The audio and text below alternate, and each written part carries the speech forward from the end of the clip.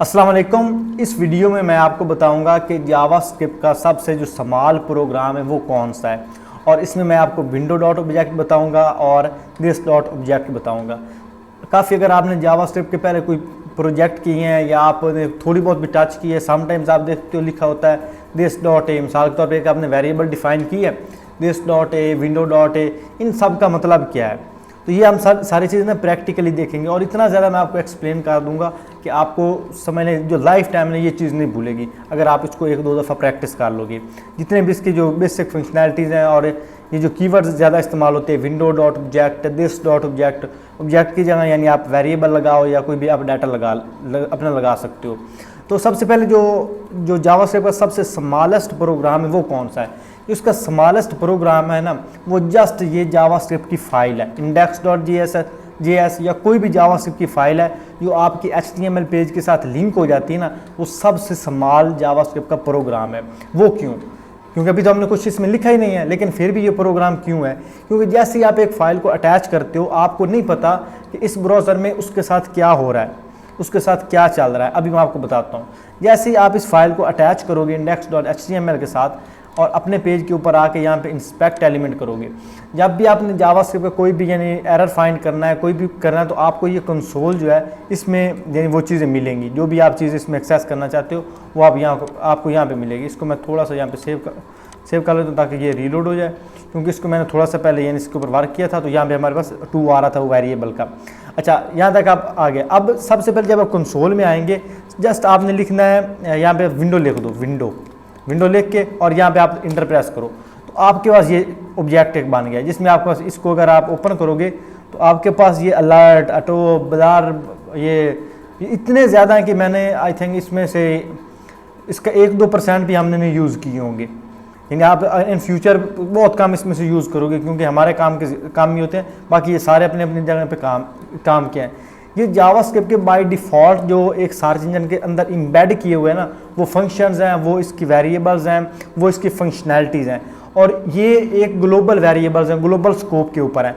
इन्हें हम वेरिएबल के अंदर अपने जावास्क्रिप्ट प्रोग्राम के अंदर कहीं पे भी एक्सेस कर सकते हैं। मिसाल के तौर पे अगर आप अलर्ट को लो, अलर्ट आप कहीं पे भी एक्सेस कर सकते हो। आप चाहे फंक्शन के अंदर इसको लगाना चाहो, फंक्शन के ऊपर लगाना चाहो, जावास्क्रिप्ट प्रोग्राम के स्टार्ट में लगाना चाहो या किसी में भी लगाना चाहो, तो ये आप कहीं पे भी यूज़ कर सकते हो। जो जावास्क्रिप्ट है ना, ये हर सर्च इंजन के साथ एम्बेड होती है। जो गूगल क्रोम है इसके साथ इसका सर्च इंजन है वो है V8, तो ये इसके साथ इस तरह सफारी का अलग है और बाकी जितने भी इंटरनेट एक्सप्लोरर जो है उन सब की अलग अलग जो है ना वो सर्च इंजन हैं।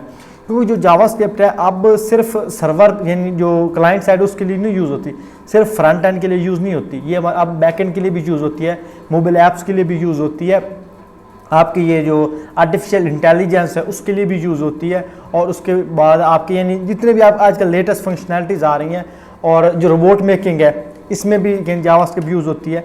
तो जावास्क्रिप्ट जो है इसका बहुत ज़्यादा इस्तेमाल है। गेम डेवलपमेंट और खुसूसी गेम डेवलपमेंट जावास्क्रिप्ट बहुत ज़्यादा इस्तेमाल होती है। तो जावास्क्रिप्ट अब फ्रंट एंड के लिए भी काम करती है और बैक एंड के लिए भी काम करती है। जो भी आप ब्राउज़र लोगे, चाहे आपका फायरफॉक्स हो, गूगल क्रोम हो, सफारी हो, व्हाटएवर जो भी होगा, उसके अंदर एक जावास्क्रिप्ट का इंजन लाजमी होगा। ये जो आप अभी हम एक्सेस कर रहे हैं ये V8 है, जो क्रोम का है वो क्या है V8 है। बाकी जैसे जैसे आप सर्च करोगे आपको सारे मिल जाएंगे, और अगर मुझे याद रहा तो मैं ऊपर लिस्ट भी ऐड कर दूंगा। तो ये समझ लें ये इनके अलग अलग सर्च इंजन काम ये सेम ही करेंगे। आप चाहे सफारी में विंडो लिखो और इंटर प्रेस करो ये फंक्शनैलिटी आएंगी, फायरफॉक्स में लिखो, कहीं पे भी लिखो तो ये आपके पास ग्लोबल वेरिएबल्स आएंगी। तो ये आपने विंडो लेके इंटर प्रेस करना है तो ये आपके पास आएंगी। ये जो जावास्क्रिप्ट है इसके ग्लोबल वेरिएबल्स हैं, ग्लोबल इसके फंक्शंस हैं जिन्हें आप कहीं पे भी यूज़ कर सकते हो।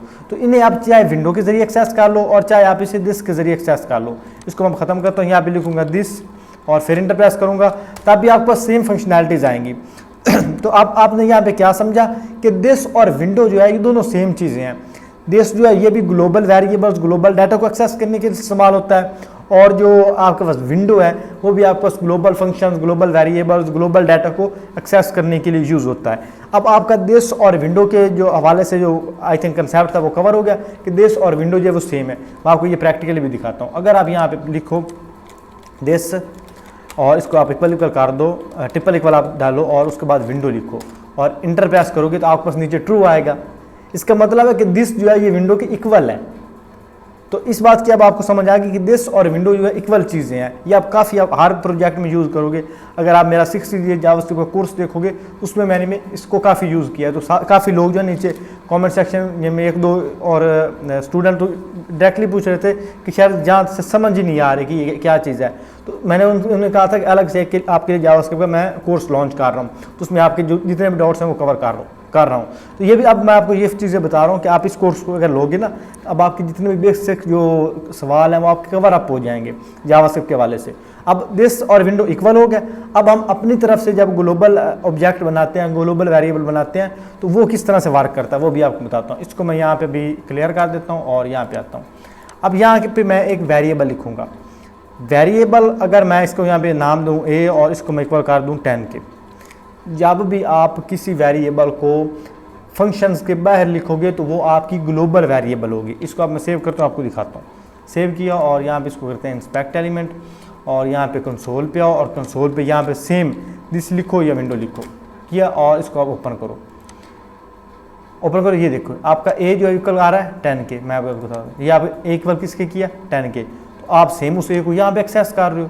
मतलब जब आपने इसको फंक्शंस के बाहर लिखा तो ये आप ग्लोबल वेरिएबल जो है ग्लोबल डाटा है उसके अंदर एक्सेस कर सकते हो। जितना भी आपका ग्लोबल डाटा है आप दिस या विंडो लेके इंटर प्रेस करोगे वो आ रहा होगा। ये आपके जितने भी नीचे फंक्शंस आ रहे हैं, जितने भी वेरिएबल्स आ रहे हैं, ये सारे ग्लोबल्स हैं, ग्लोबल वेरिएबल हैं। तो ये आप यहाँ पे इसको एक्सेस कर सकते हो। ये इसका मैं आप एक अलग भी इसका आपको बताता हूँ। यहाँ पे आप सोर्स पे आओ और सोर्स पे आके यहाँ पे आपका डिबगर जो है इसको यहाँ पे आप पोज करो और यहाँ पे इस पेज को एक दफ़ा रीलोड करो। जैसे इसको आप पोज करोगे तो ये आपके पास एक ग्लोबल ऑब्जेक्ट बन जाएगा, ग्लोबल एक आपका ग्लोबल स्कोप बन जाएगा। इसको जैसे इसे ग्लोबल इन्वायरमेंट भी कहते हैं। इसको यहाँ पे ओपन करोगे तो यहाँ पे भी आपके पास सेम जो फंक्शनैलिटी वो आ रही होगी, लेकिन यहाँ पे आपका ए जो है वो अनडिफाइन है। अब अनडिफाइन और नॉट डिफाइन ये क्या है ये आपको अगली वीडियो में बताऊंगा, क्योंकि अभी ये हमारा टॉपिक नहीं है। अभी जो हमारा टॉपिक है उसको मैं आपको बताता हूँ कि आपकी जो वेरिएबल है जो आपने फंक्शंस के बाहर लिखी हुई है उससे आप एज अ ग्लोबल यूज़ करोगे, वो आप अपने प्रोजेक्ट में कहीं पे भी यूज़ कर सकते हो। अब सेम इसको डिबगर को मैं क्लोज करता हूँ और यहाँ पे एक फंक्शन लगाते हैं। यहाँ पे फंक्शन लगाता हूँ और फंक्शन का नाम दे देता हूँ, कोई भी लगा देते हैं। मैं इसका नाम दे देता हूँ बाबर, आप कोई भी नाम रख सकते हो। और इसको यहाँ पे मैं कर लेता हूँ और यहाँ पे मैं एक वेरिएबल लेता हूँ। वेरिएबल में ऐसा नाम रखूँगा जिसे हम फाइंड भी कर सकें। तो मैं यहाँ पे इसका नाम रख देता हूँ वी वेरिएबल और इसका नाम रख देते हैं स्कूल, लिख देते हैं SCHOOL स्कूल और इसको मैं इक्वल कर देता हूँ 12 के। मैंने स्कूल इसलिए लिखा है क्योंकि काफ़ी जब हम फाइंड करते हैं ना तो काफ़ी कीवर्ड्स अगर ए लिखूँगा सी लिखूँगा तो अगर हमें ना मिल रहा होगा ना फाइंड करना मुश्किल हो जाएगा। अगर आपका यूनिक नाम होगा तो उसके आप आसानी के साथ एक्सेस कर लोगे। इसको सेव किया और यहाँ पे मैं इंस्पेक्ट एलिमेंट पे आता हूँ और यहाँ पे अब एलिमेंट के अंदर यहाँ पे आप कंसोल पे आओ और कंसोल के अंदर आप यहाँ पे लिखो दिस और उसके बाद इंटर प्रेस करो। और यहाँ पे करने के बाद यहाँ पे आप देखोगे कि आपके पास जो स्कूल वाली वेरिएबल है वो आपके स्कूल वाली वेरिएबल है वो आ ही नहीं रही। वो क्यों नहीं आ रही? क्योंकि वो फंक्शन के अंदर है। जब भी आपके पास फंक्शन के अंदर होगा यहाँ पे कंट्रोल फाइंड और यहाँ पे करो।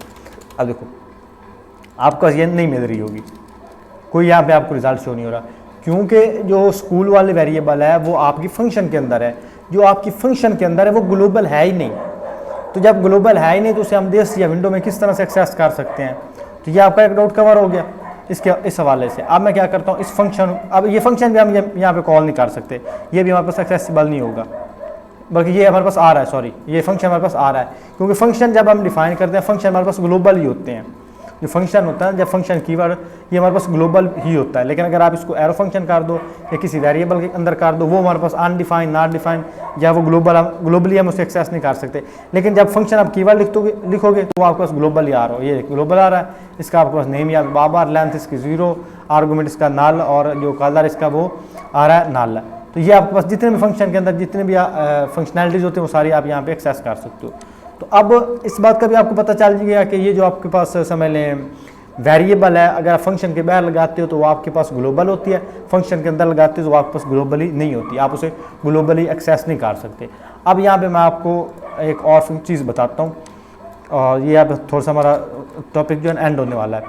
यहाँ पर अगर मैं लॉग लिखूँ console.log और यहाँ पे मैं प्रिंट करवाऊँ ए, सेव किया और यहाँ पे मैं इंस्पेक्ट एलिमेंट पे आता हूँ और यहाँ पे कुछ और। यहाँ पे आपके पास ए की वैल्यू जो वो प्रिंट आउट हो रही है। यहाँ पे इसको यहाँ पे करता हूँ और अगर इसको यहाँ पे मैं 0 करूँ, सेव करूँगा तो यहाँ आपके पास 0 आ जाएगी। फिर इसको 10। अब अगर मैं यहाँ पे कॉपी पेस्ट इसको करके और यहाँ पे लिखूँ विंडो डॉट ए, फिर सेव किया, तब भी आपका सेम रिजल्ट आ रहा है। और सेम अगर इसको मैं यहाँ पे कॉपी पेस्ट करके इसके साथ दिस लिखूँ, दिस डॉट ए, फिर इसको तो तब भी आपका सेम रिजल्ट आ रहा है। अब इसका क्या मतलब? इसका मतलब ये है कि जब आपने किसी जो वेरिएबल को ग्लोबली लिख दिया, अब ये आपको मैंने आपको बताया कि ए जो वेरिएबल है वो आपके पास ग्लोबल वेरिएबल है। जब आपने ए को ग्लोबली लिख दिया तो आप चाहे उसके साथ दिस लगा के उसको एक्सेस कर लो, विंडो लगा के एक्सेस कर लो, क्योंकि दिस और विंडो तो सेम चीज़ें हैं। अगर आप ये दोनों नहीं लगाते तो आप डायरेक्टली उसका नाम लिख दोगे तब भी वो एक्सेसिबल है, क्योंकि वो ऑलरेडी ग्लोबल है। तो उसको साथ उसको ग्लोबल यानी कॉल करने की ज़रूरत नहीं है, दिस या विंडो उसे स्पेसिफाई करने की ज़रूरत नहीं है, डायरेक्टली उस वेरिएबल का नाम लिख दो। लेकिन जब आपकी ग्लोबल नहीं होगी तो ग्लोबली आप उसे एक्सेस भी नहीं कर सकोगे। तो आई होप आपका इसके हवाले से जो भी है वो सवाल वो क्लियर हो चुका होगा। और मैं आपको एक दफ़ा फिर बता दूं कि जो सबसे स्मॉलेस्ट प्रोग्राम होता है जावास्क्रिप्ट में वो आपकी खाली फाइल होती है, एम्प्टी फाइल, क्योंकि उसके बैकएंड में बहुत सारी चीज़ें हो रही होती हैं जो मैंने आपको भी दिखाई भी हैं। इन ग्लोबल स्कोप भी आपको मैंने दिखाया है और विंडो भी दिखाया है, दिस कीवर्ड भी बताया है और ये भी बताया है कि ये किस तरह से आप इसे एक्सेस कर सकते हो। तो इसे एक दफ़ा रिपीट कर लेते हैं, फिर हम टॉपिक को एंड करते हैं। तो इसमें सबसे पहले जो हमारे पास जो सबसे जो फर्स्ट स्मॉलेस्ट प्रोग्राम है वो क्या है? खाली फाइल। क्यों? क्योंकि वो हमारे पास ग्लोबली बहुत सारे जो फंक्शंस हैं और वेरिएबल्स हैं उनको बना रहा होता है एक सर्च इंजन के अंदर है, क्रोम में V8 के अंदर। और उसके अलावा जो हमारे पास विंडो और दिस हैं ये इक्वल हैं, और विंडो और दिस जो है ये हमारे पास ग्लोबल वेरिएबल्स को एक्सेस करने के लिए इस्तेमाल होते हैं। और अगर हमने किसी वेरिएबल को फंक्शंस के बाहर लिखा हुआ है तो उसके साथ हमें दिस और विंडो लगाने की ज़रूरत नहीं है, क्योंकि वो ऑलरेडी ग्लोबल है। तो ये इस वीडियो मैंने आपको बताने की कोशिश की है ताकि आपका इस हवाले से जो माइंड सेट है वो क्लियर हो जाए, और जब आप इन फ्यूचर दिस यूज़ कर रहे हो या विंडो यूज़ कर रहे हो तो आपको ऑलरेडी इस चीज़ का पता हो। आई होप आपको वीडियो पसंद आई होगी। अगर आपको वीडियो पसंद आए वीडियो को लाइक करें। अगर आपका कोई भी सवाल है नीचे कॉमेंट सेक्शन में पूछ सकते हैं। इंशाल्लाह मिलते हैं अगली वीडियो में, तब तक के लिए अल्लाह हाफ़िज़।